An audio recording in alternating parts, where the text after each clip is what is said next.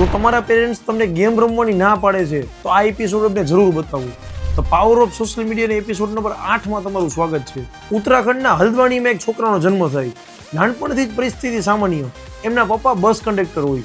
2017માં એ વ્યક્તિ ડિસાઇડ કરે છે કે મારા લાઈફમાં કંઈક નવું કરવું છે. પોતાના ઘરની પરિસ્થિતિ સામાન્ય હોવાના લીધે એ વ્યક્તિ મલ્ટિપલ જોબ કરે. ડેઈલીના 12 થી 15 કલાક સુધી નોકરી કરે.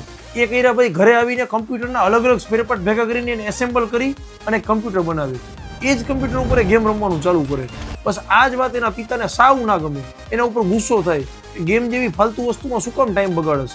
2017માં એ વ્યક્તિ પોતાની યુટ્યુબ ચેનલ બનાવે. પોતાના જ ગેમિંગના વિડીયો યુટ્યુબ ચેનલ ઉપર પોસ્ટ કરવાનું સ્ટાર્ટ કરે. ધીમે ધીમે એમનો ગ્રોથ મળે. ઘણા બધા ફેમસ યુટ્યુબર જોડે કોલેબોરેશન કરે.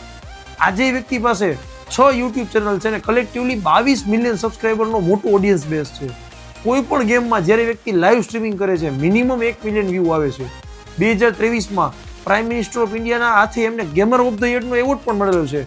અને એ જ વ્યક્તિ એટલે અંશુ બીસ, જેને ઇન્ડિયામાં ઘણા બધા લોકો ગેમર ફ્રીક તરીકે પણ ઓળખે છે. આજે ઘણા બધા કામ એવા હશે કે જે તમે જ્યારે સ્ટાર્ટ કરો છો ત્યારે તમારું ફેમિલી તમારી અગેન્સ્ટમાં છે.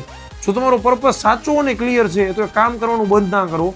આગળ જતા એ જ કામથી તમે અને તમારું ફેમિલી ઓળખાશે. This is the power of social media. જય હિન્દ.